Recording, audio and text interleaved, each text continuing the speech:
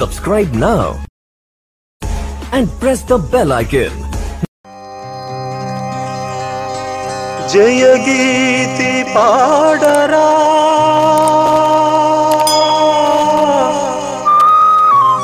జయ ధ్వని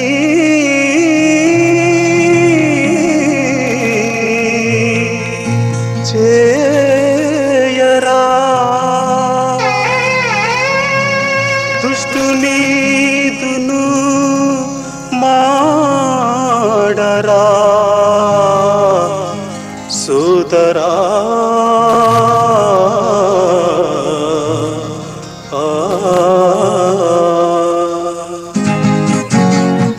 ప్రభుని సువార్త చాట పదవేర ముందుకు ప్రభుని సువార్త చాట పదవేర ముందుకు కష్ట నష్టాలెన్ని వచ్చి కలవరంబు కల్గినా ప్రభుని సువార్త చాట పదవేర ముందుకు ప్రభుని సువార్త చాట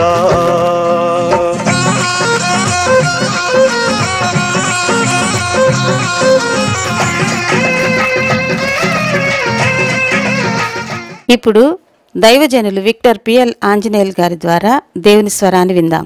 115వ కీర్తన తెరవండి. ప్రియమైన దేవుని పిల్లరా, భక్తుడు అంటున్నాడు. ఏ భక్తుడు కీర్తన రాశాడో పేరు లేదు అక్కడ. దావీదు రాశాడా, మోషే రాశాడా, సొలొమోను రాశాడా, ఆసాపుతో ఉన్నవారు రాశారా, కొరహు కుమారులు రాశారా తెలియదు. కీర్తనకారుడు తన ఆత్మలో పరిశుద్ధాత్మ దేవుని సహాయంతో ఈ మాటలు చెబుతూ ఉన్నాడు. మేమైతే ఎవరేమైనా మాకు సంబంధం లేదు. మా పక్కింటాడు, మా ఎదుటింటాడు, మా బంధువులు, మా స్నేహితులు ఎవరైనా ఏమైనా చేస్తారేమో, కానీ మా మట్టుకైతే మేము యెహోవానే సేవిస్తాం. హల్లెలూయా. ఒక భక్తుడు అన్నాడు, యెహోషువ అనేటువంటి గొప్ప నాయకుడు అన్నాడు, ఇశ్రాయేలుతో మాట్లాడుతూ, ఇశ్రాయేలురా, మీరు ఎవరిని పూజిస్తారో నాకు తెలియదు, మీరు ఎవరిని ఆరాధిస్తారో తెలియదు. పైకి మేము అందరం యెహోవా సేవకులమే అంటున్నారు, కానీ ఎవరి విగ్రహం వాళ్ళలో ఉంది, ఎవరి మార్గంలో నడుస్తున్నారు. నేను నా ఇంటి వారు యెహోవానే సేవిస్తాం. మీరు ఎక్కడ ఉంటారో, చీకట్లో నడుస్తారో, వెలుగులు నడుస్తారో మీ ఇష్టం. నా మట్టుకైతే నేనును నా కుటుంబము, నేనును నా ఇంటి వారును యెహోవానే సేవిస్తాం. ఇక్కడ భక్తుడు అంటాడు, మేమైతే తన వర్గంలో ఎవరెవరు ఉన్నారో, ఎన్ని కుటుంబాల వారు ఉన్నారో, ఎంతమంది మాట కలిపి మనసు కలిపి ఆత్మలో ఐక్యతతో కలిసి ఆరాధిస్తున్నారో, మేమైతే ఇది మొదలుకొని అంటే సంవత్సర ఆరంభం నుంచి సంవత్సరాంతం వరకు ఈ నూతన సంవత్సరంలో కూడా ఈ 360 రోజులు 52 వారములు లేక 12 మాసములు మళ్ళీ వచ్చే సంవత్సరం ఈ సమయం వరకు మేమైతే యెహోవానే సేవిస్తాం, యేసుక్రీస్తు వారిని ఆరాధిస్తాం, పరిశుద్ధాత్మపై మేము ఆధారపడతామని మీరు చెప్పగలరా? ఒక మాట అంటాడు భక్తుడైనటువంటి వాడు, మాకు కాదు ప్రభువా, మాకు కాదు. మహిమ ఆయనకు చెందాలి, ఘనత ఆయనకు చెందాలి, ప్రభావము ఆయనకు చెందాలి. నేను ఎప్పుడు చెబుతూ ఉంటాను, నేను, నాది, నాకు అనే మాటలు దేవునికి మాత్రమే చెందాలి. హల్లెలూయా. మనం అనేకసార్లు దేవుని స్థానాన్ని మనం తీసుకుంటాం. ఇది నాది, నాకు, నాకే రావాలి పేరు, నాకే రావాలి బలము, నాకే కీర్తి రావాలి, నాకే ప్రసిద్ధి రావాలి, నాకే గొప్పతనం, నాదే గొప్పతనం అన్నట్టుగా దేవుని యొక్క స్థానాన్ని మనం తీసుకుని నాది, నాకు, నేను అని చెప్పి ఆ పదాలని మనం ప్రయోగిస్తూ ఉంటాం. అది తగదుగాక తగదు. ఏ కారణం చేతనైనా ఆత్మీయంగా కానీ, సామాజికంగా కానీ, శారీరకంగా కానీ, నువ్వు ఇంట్లో ఉన్నప్పుడు, బయట ఉన్నప్పుడు, మందిరంలో ఉన్నప్పుడు నిన్ను మర్చిపో. దేవుని స్థానాన్ని నువ్వు తీసుకోవద్దు. ఎందుకంటే భక్తుడు అంటాడు, మాకు కాదు యెహోవా, మాకు కాదు, నీ కృపాసత్యములను బట్టి నీ నామమునకే మహిమ. దేవునికి మహిమ చెల్లిద్దామా? నువ్వు ధనవంతుడివి కావచ్చు, విద్యావంతుడివి కావచ్చు, గొప్ప మేధావి కావచ్చు, లేక అన్నిటిలో నువ్వు ఘనుడివే కావచ్చు. నీ ఘనతను కొంచెం పాతిపెట్టు. నీ ఘనతను పక్కకు పెట్టి, ప్రభా నీకే ఘనత, నీకే మహిమ, నీకే ప్రభావం అని చెప్పగలవా? నీ ఆరోగ్యాన్ని బట్టి, నీ ఐశ్వర్యాన్ని బట్టి, నీ సౌందర్యాన్ని బట్టి, నీకున్న స్థితిని బట్టి దేవుని స్థానాన్ని నువ్వు తీసుకోవద్దు. ఏమందామంటే మన దేవుని ఎదుట, ప్రభా మాకు కాదు, మాకు కాదు ప్రభా, సమస్త మహిమ ఘనత మీకే చెల్లిస్తున్నాం, మేము రిక్తులము, నువ్వు సమస్తం కలిగిన వాడు అని చెప్పి ప్రభు దగ్గర శూన్యంగా చేసుకుందాం. మనం జీరోగా ఎంచుకుంటే ఆయన మనల్ని హీరోలుగా చేస్తాడు. హల్లెలూయా. ఆయన శక్తిని మనం నింపుతాడు, ఆయన కోసం మనల్ని ప్రముఖంగా వాడుకుంటాడు. ఆ విధంగా భక్తుడు మాకు కాదు ప్రభువా అని చెప్పి, మాకు కాదు యెహోవా అని చెప్పి ఆరంభించి విగ్రహముల గురించి మాట్లాడతాడు. మనుషులు చేసుకునే బొమ్మలు. అంటే దేవుడు మనుషులను చేస్తే మనుషులు ఏం చేస్తున్నారు? దేవుళ్ళని చేస్తున్నారు. దేవుడు మనుషులను చేశాడు, మనుషులు దేవుని చూడలేక ఆ దేవుని స్థానంలో వాళ్ళకి ఇష్టమైన బొమ్మలు చేసుకుని ఆ బొమ్మలను మొక్కుతున్నారు. అయితే దేవునికి చెందవలసిన మహిమను ఎవరికి ఇస్తున్నారు? ఆ బొమ్మకి ఇస్తున్నారు, ఆ విగ్రహానికి ఇస్తున్నారు. అవి నోరుండి మాట్లాడవు, కాళ్ళుండి నడవవు, చేతులుండి ముట్టుకోవు, ముక్కులుండి వాసన చూడవు, అవేం చేయలేవు, కదలవు. నువ్వే వాటిని కదిలించాలి, నువ్వే వాటిని ఊరేగించాలి, నువ్వే ఎత్తుకుని మోయాలి. అవి ఏమీ చేయలేవు. కానీ వాటిని పెట్టుకుని నువ్వే నా దేవుడు అని చెప్పి దేవుని వెక్కిరిస్తున్నావు.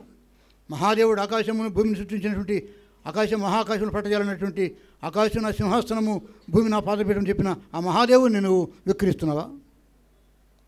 ఎవరైనా నా బొమ్మను చూసి పాస్టర్ గారు ఏనని చెప్పేసి ఇష్టానుసరంగా పళ్ళు పెద్దగా పెట్టి జుట్టు పెట్టి ఒక కార్టూన్ లాగా నా బొమ్మ వేసి పాస్టర్ అని చెప్పిన బోర్డు మీద బొమ్మ వేస్తే నాకు ఎంత కోపం వస్తుంది?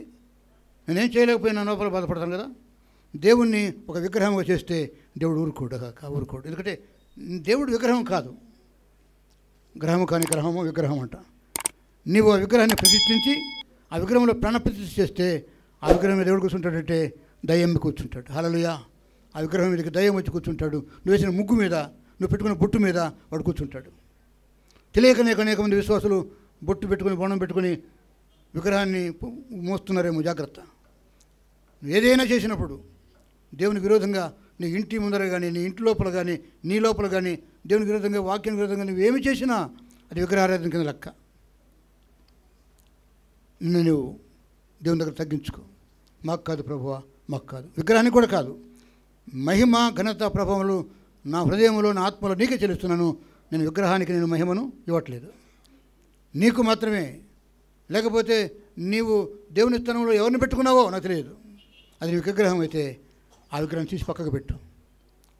భర్తను ప్రేమించండి, భార్యను ప్రేమించండి, పిల్లలను ప్రేమించండి, బంధువులను ప్రేమించండి, స్నేహితులను ప్రేమించండి, ఇరుగువారిని, పొరుగువారిని, శత్రువులను కూడా ప్రేమించండి. కానీ ఎవడు కూడా దేవుని స్థానాన్ని తీసుకోవడానికి వీల్లేదు. దేవుని స్థానానికి దేవునికే ఇవ్వండి, ఆయనకు ప్రథమ స్థానం ఇవ్వండి. నీ సంపాదన, నీ ఉద్యోగము, నీ యొక్క వ్యాపారము అవన్నిటినీ సెకండరీ, రెండవ స్థానంలో పెట్టండి.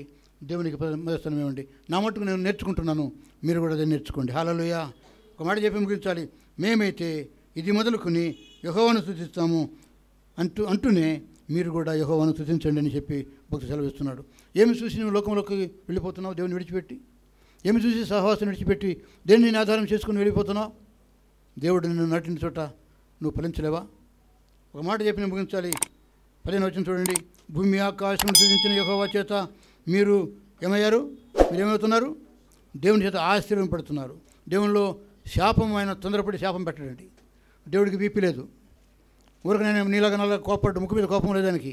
ఆయన ఎంతో కనిపెడతాడు, ఎంతో ఆలోచిస్తాడు, ఎంతో సమయం వెచ్చించి ఆలోచించి నీ విషయంలో ఏం చేయాలనో చేతనైతే దేవుని దగ్గర ఏముందంటే ఆశీర్వాదమే ఎక్కువగా ఉంది, శాపం తక్కువగా ఉంది. తొందరపడి శివుని చెప్పించాడు. కానీ దేవుడిని శాపం నీ మీదకి, నీ కుటుంబం మీదకి వస్తుందంటే దేవుడు ఎంతో నీ విషయంలో కనిపెట్టాడు, ఎంతో సమయం వెచ్చించాడు.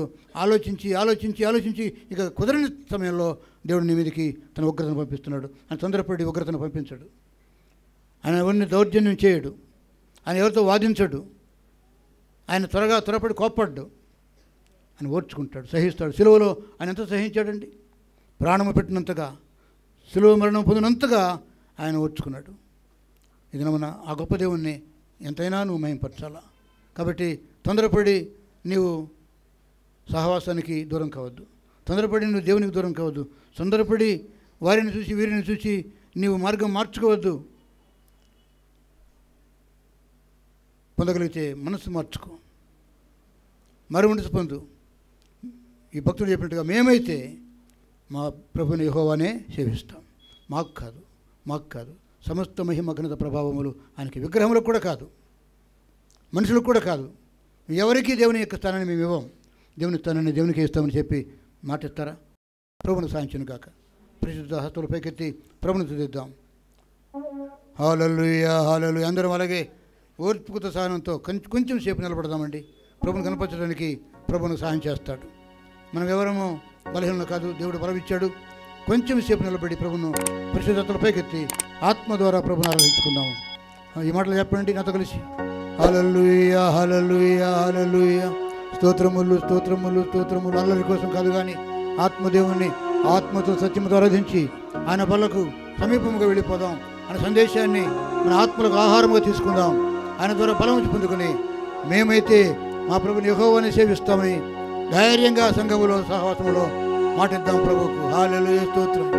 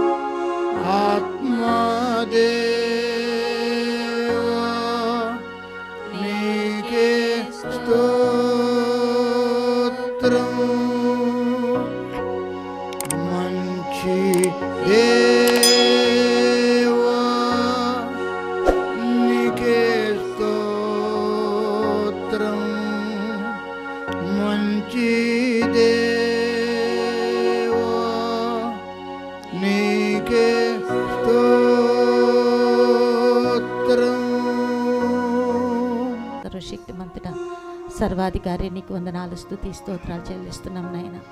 మాకు కాదు యెహోవా, మాకు కాదు, నీకే ఘనత నాయన, నీకే మహిమ. నీ నామంను నాయన స్తుతించుట ఆరాధించుట అయ్యా, నీకు ఘనతనిచ్చుట ఎంత అవసరమో ప్రభా. మీరు ఇచ్చిన హెచ్చరికలను బట్టి నీకు స్తోత్రాలు. నీవే మాకు కేడము, నీవే మాకు ఆశ్రయం, నీవే మాకు దుర్గమునయ్యుండి ప్రభా. ఎంతగానో మీరు మమ్మల్ని కాపాడి భద్రపరిచిన తండ్రి నీకు వందనాలు స్తోత్రాలు నాయన. అనారోగ్యంలో స్వస్థపరిచావు నాయన, ఆపదలో ఆదుకున్నావు ప్రభా. ఆర్థికంగా ఎంతో ప్రభా మీరు మాకు సహాయం చేశారు నాయన, సమయోచిత సహాయం చేశారు నాయన. అయ్యా, నీ ఆలోచన నీ తలంపిచ్చి మమ్మల్ని నడిపించారు తండ్రి నీకు వందనాలు స్తోత్రాలు. గత సంవత్సరం అంతా ప్రభా ఎన్నో విధాలుగా మీరు మమ్మల్ని కాపాడారు. మరి ఒక నూతన సంవత్సరంలో నాయన అయ్యా నా తండ్రి మొదటి వారంలో మమ్మల్ని ప్రవేశింపచేశారు తండ్రి నీకు వందనాలు. నీ దాసుని ద్వారా అందించిన వాక్కును బట్టి నీకు స్తోత్రాలు నాయన. ఆ భక్తుడు నాయన మేమైతే నేనైతే అని ప్రభ, అవును ప్రభ, ఎవరు ఎలా ఉన్నా ప్రభ ఎవరికి వారే నీలో ఎదుగుటకు, నీలో సహాయం నాయన నడుచుటకు నాయన, నీతో సహవాసం చేయుటకు నాయన అయ్యా నా తండ్రి మాకు ఇస్తున్న అవకాశాలను బట్టి నీకు స్తోత్రాలు నాయన. గొప్ప దేవుడుగా మా తండ్రి, మా రక్షకుడుగా, మా తండ్రిగా, మా యజమానిగా మాతో ఉంటూ మమ్మల్ని ఎంతగానో కాపాడారు తండ్రి. నీ ఘనమైన నామకు లెక్కలేని స్తోత్రాలు చెల్లిస్తున్నాం తండ్రి. అయ్యా ఇచ్చిన సంఘాన్ని బట్టి నీకు స్తోత్రాలు, సహవాసమును బట్టి నీకు స్తోత్రాలు, కాపరిని బట్టి నీకు స్తోత్రాలు, పరిచర్యను బట్టి నీకు స్తోత్రాలు, మాకు ఇచ్చిన కష్టార్జితాన్ని బట్టి నీకు స్తోత్రాలు, నీ భాగం నీకు ఇవ్వటానికి కూడా నాయన కొద్ది మందికి ఇచ్చిన కృపను బట్టి నీకు స్తోత్రాలు. అందరూ కూడా ప్రభ నాయన దేవా నీ సన్నిధిలో యోగ్యంగా ఉండటానికి ఇచ్చిన అవకాశాలు సద్వినియోగం చేసుకోవటానికి మరొక నూతన దినాన్ని మాకు ఇచ్చారు ప్రభా. అందుని బట్టి లెక్కలేని స్తోత్రాలు ప్రభా. ప్రతి కుటుంబాన్ని బట్టి నీకు వందనాలు ప్రభా. మాకు ఇచ్చిన బిడ్డలను బట్టి, బిడ్డలను బట్టి నీకు స్తోత్రాలు చెల్లిస్తున్నాం. వారికి ఇచ్చిన ఆయుష్కాలను బట్టి నీకు స్తోత్రాలు చెల్లిస్తున్నాం తండ్రి. మాకు ఇచ్చిన గొప్ప రక్షణను బట్టి నీకు స్తోత్రాలు చెల్లిస్తున్నాం తండ్రి. గొప్ప దేవ మాతో ఉన్నందుకు, మాతో మాట్లాడుతున్నందుకు నాయన, మమ్మల్ని హెచ్చరిస్తున్నందుకు, మాకు బుద్ధి చెప్తున్నందుకు లెక్కలేని స్తుతి స్తోత్రాలు చెల్లిస్తూ యేసు నామములోనే స్తుతి ఆరాధన అర్పిస్తున్నాను తండ్రి. ఆమేన్.